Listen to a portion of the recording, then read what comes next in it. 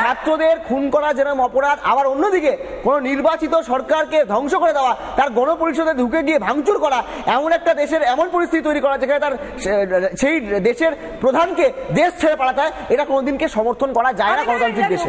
বাবু, কতটা মনে হচ্ছে শাক দিয়ে মাছ ঢাকার চেষ্টা চলছে?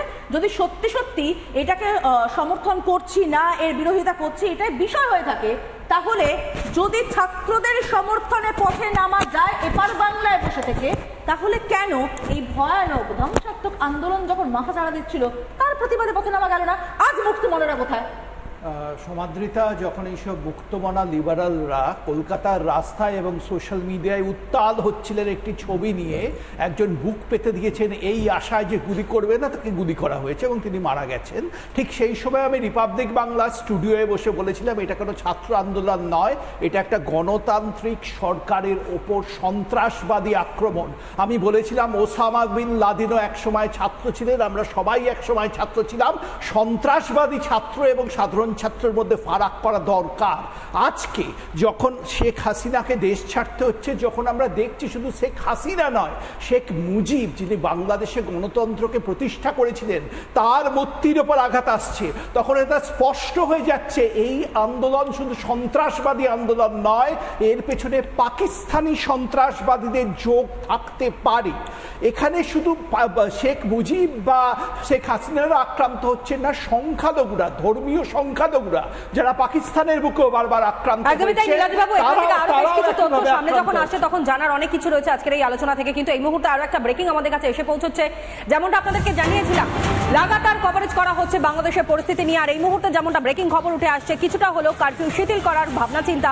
বাংলাদেশে আজ সকাল 6টা থেকে উঠে গেল কারফিউ। আরো একবার জানাই, আজ সকাল 6টা থেকে অর্থাৎ ভোর 6টা থেকে কারফিউ উঠে গেল এবং আজ সকাল থেকে বাংলাদেশের সমস্ত সরকারি, আধা সরকারি, স্বায়ত্তশাসিত এমনকি আধা স্বায়ত্তশাসিত বেসরকারি সংস্থান, কলকারখানা, স্কুল, কলেজ, মাদ্রাসা, বিশ্ববিদ্যালয় এবং সমস্ত শিক্ষা প্রতিষ্ঠান খোলা থাকছে।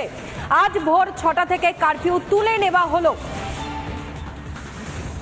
যেমনটা ব্রেকিং এই মুহূর্তে আপনাদের সামনে তুলে ধরলাম, এর ঠিক পাশাপাশি এর প্রভাব এই রাজ্যে অর্থাৎ বাংলায় কোনো জায়গায় পড়েছে কিনা সীমান্তবর্তী এলাকার দিকে আমাদের নজর রাখতেই হচ্ছে, এবং সেই সীমান্তবর্তী এলাকা থেকে এই মুহূর্তে আমাদের প্রতিনিধি আমাদের সঙ্গে রয়েছে পলাশ। নিরাপত্তা ব্যবস্থা কতটা আঁটোসাঁটো করা হয়েছে এই মুহূর্তে এই সীমান্ত এলাকাতে?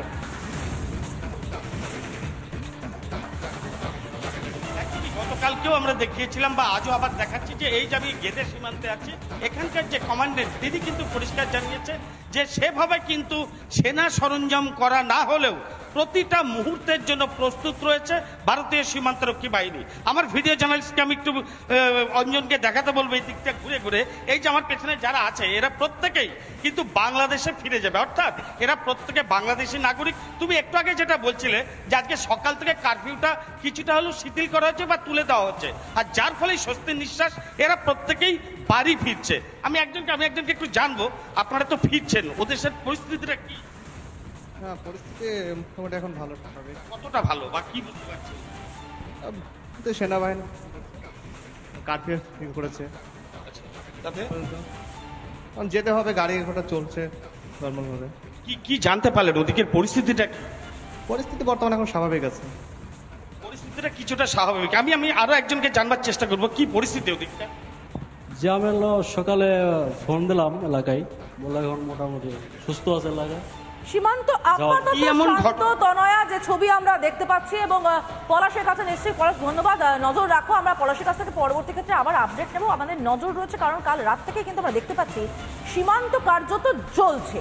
এবং শিলিগুড়ি সীমান্ত আমরা একটা ছবি দেখেছি, এবং গতকাল সন্ধ্যে 6টার সময় আমরা দেখিয়েছিলাম যে ঠিক কয়েক হাত দূরত্বে বেড়া, তার ওপারেই আগুন জ্বলছে, গাড়িটা দাউ দাউ করে জ্বলছে, দেখে মনে হচ্ছে ঠিক কয়েক হাতের মধ্যেই আগুনটা যে কোনো মুহূর্তে ছড়িয়ে পড়বে এপারে। তৌসিফ, সেই আতঙ্ক জায়গাটা আমাদের থেকেই যাচ্ছে, তাই না? দেখুন, আমরা এখন দেখছি যে হ্যাঁ তক্তা পালট হয়েছে, তার সাইড ইফেক্ট যেটা আমরা দেখতে পাচ্ছি, আমরা চাইব আমাদের পড়োশি কান্ট্রি ওর স্টেবিলিটি দরকার। শেখ হাসিনার সঙ্গে খুব ভালো সম্পর্ক ছিল ভারত সরকার বা মমতা ব্যানার্জি, খুব ক্লোজ রিলেশন ছিল, কিন্তু মমতা ব্যানার্জি এটাও বলে দিয়েছেন যে ভারত সরকার যেটাই নিশ্চয় ডিসিশন নেবে সেটাই আমরা ফলো করব। আর যে কোনো বিশেষ করে বিজেপি নেতারা বা অন্য কোনো লোক আমাদের কান্ট্রি থেকে এমন কোনো স্টেটমেন্ট না দিলে ভালো হবে যেটা ওইখানে আরও সিচুয়েশনটা ওয়ার্সেন করে দেবে। সেই জন্যে আমরা চাইছি যে ভাই তক্তা পলট হয়েছে, নতুন যারা আসুক তাদের সঙ্গে ভারত সরকার খুব ভালো সম্পর্ক হোক, যাতে আমাদের কান্ট্রির ইন্টারেস্টটা সার্ভ করা যেতে পারে, আর কর্ডিয়াল নেবারিং কান্ট্রির সঙ্গে কর্ডিয়াল রিলেশনশিপটা যেটা আমাদের ডেভেলপ করতে পারে। এটা দুঃখজনক যে হ্যাঁ ওইখানে এখন স্টেবিলিটি নেই। ওইখানে আমরা দেখছি স্টুডেন্ট প্রোটেস্ট, ছাত্র প্রোটেস্টকে আমরা কোনো দিন আন্ডার এস্টিমেট করতে পারি না। 1971-এ যখন বাংলাদেশ ক্রিয়েশন হলো, ওটাও ঢাকা ইউনিভার্সিটি থেকে স্টার্ট হয়েছিল। এখন এই ছাত্র প্রোটেস্টটা আমরা দেখেছি, অনেক ছাত্র মারা গিয়েছিল এই প্রোটেস্টটা। কিন্তু দেশে স্টেবিলিটি আসুক, ভারত সরকার এখন যেটা ওয়েট এন্ড ওয়াচ পলিসি আমরা অনেক বিষয় জানবো, কিন্তু তার আগে এই মুহূর্তে আরো একবার সীমান্তের দিকে নজর রাখতে হবে। তার কারণ আপনারা জানেন যে এই বাংলা অর্থাৎ পশ্চিম বাংলার সঙ্গে এই বাংলাদেশের সম্পর্কটা ঠিক কোন জায়গায় রয়েছে, সীমান্তবর্তী অনেকটা এরিয়া কিন্তু এই মুহূর্তে রয়েছে যা নজরে আছে। এই মুহূর্তে বরুণ আমাদের প্রতিনিধি আমাদের সঙ্গে রয়েছে কুলপি হারা সীমান্ত থেকে নজরদারি, এবং ঠিক একই সঙ্গে আমরা দীপঙ্করের সঙ্গে কথা বলবো মহাদীপুরে, সেখানেও নজরদারি বাড়ানো হয়েছে। একবারে সরাসরি তাদের সঙ্গে কথা বলবার চেষ্টা করি। ঠিক পরিস্থিতি এই মুহূর্তে কোন জায়গায় রয়েছে, কতটা নিরাপত্তা এই মুহূর্তে সেখানে নজরে পড়ছে, কড়া বন্দোবস্ত কোনো কিছু কি করা হয়েছে?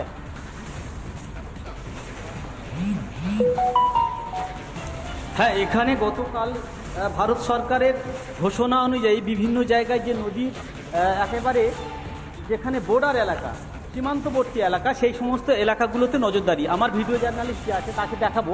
এই যে হুগলি নদী চলে গেছে, হুগলি নদী চলে গিয়ে এখান থেকে প্রায় 2 ঘন্টা যদি মৎস্যজীবী ট্রলারে যাওয়া যায় বঙ্গোপসাগর, অর্থাৎ গঙ্গাসাগরটা পার হলেই বঙ্গোপসাগর। ঠিক তার আগে বাম দিক দিয়ে পাথর প্রতিমা হয়ে ওখান থেকে প্রায় 16 থেকে 18 ঘন্টা যদি যাওয়া যায় ভটভটিতে বা মৎস্যজীবী ট্রলারে, তাহলে বাংলাদেশের বর্ডার, যেখানে নেভাল কোস্ট গার্ড এবং বিএসএফের এই জলপথে টহলদারি চলছে। আর এই যে নদীটা দেখা যাচ্ছে এখান থেকে অনবরত, এখান থেকে বিএসএফ বা ওই নেভাল কোস্ট গার্ডের যে নজরদারি চলছে। অন্যান্য দিন প্রচুর মৎস্যজীবী ট্রলার দেখা যেত, ছোট বড় নৌকা দেখা যেত। এখন দেখতে পাচ্ছ নদী গোটা ফাঁকা। অর্থাৎ এখানে যে একটা নজরদারি চলছে সেটা পরিলক্ষিত হয়, আমরা দেখতে পাচ্ছি। এখানে দূর দূরান্ততে একটা আধা ছোট ছোট নৌকা ছাড়া বাকি কিছু আর কিন্তু দেখা যাচ্ছে না, যেহেতু প্রশাসনিক সতর্কতা এখানে রয়েছে, এখানে নজরদারি রয়েছে। বেশ, তো আরেকটি কথা বলি যে বাংলাদেশের যে বর্ডারটা ভারতের সঙ্গে মিলিত হয়েছে জলপথে, নেভাল কোস্ট গার্ডের যে জায়গাটা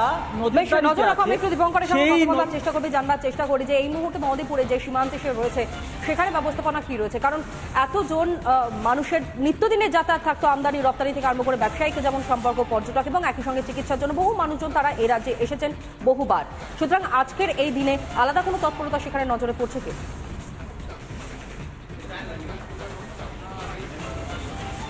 দেখো, আমি তোমাকে যেটা বলবো, আমি এই মুহূর্তে আছি মালদার এই মহিদীপুর সীমান্তে। কার্যত মহিদীপুর সীমান্ত আপাতত বন্ধ করে রাখা হয়েছে, রীতিমতো সেই ছবি আমরা দেখাচ্ছি। এবং পাশাপাশি তোমাকে যেটা বলবো যে এখনো পর্যন্ত এখানে গেট খুলে দেওয়া হয়, এবং সেই ক্ষেত্রে যেটা আমরা দেখতে পাচ্ছি কাস্টমস অফিস